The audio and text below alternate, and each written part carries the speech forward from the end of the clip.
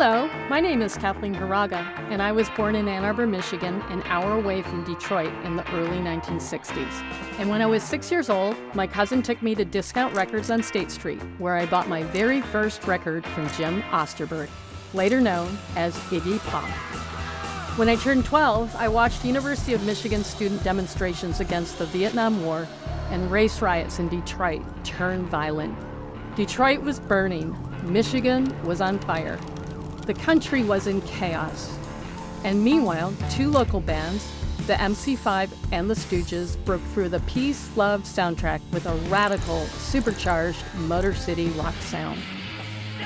By the 1970s, the war had ended, the hippies left town, and now it was London's time to burn.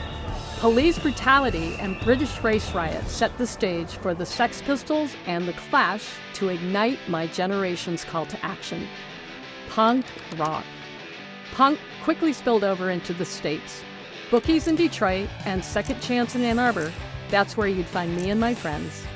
In 1979, I moved to New York City for art school, just as the Ramones, Blondie, and Talking Heads were becoming breakout stars. And when the Clash, PIL, and the Jam began touring the US, that's when I decided to pick up my camera and started shooting shows full-time.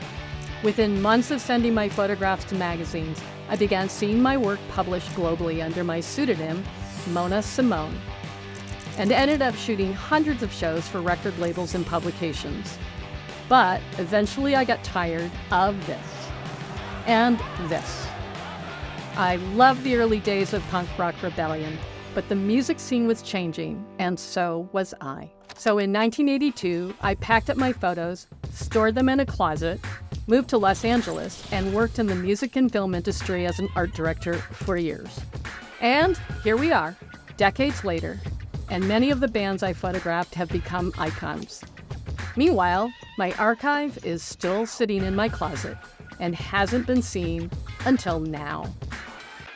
Since I recently began sharing photos on social media, many of you have asked, when am I going to publish a book and offer prints for sale?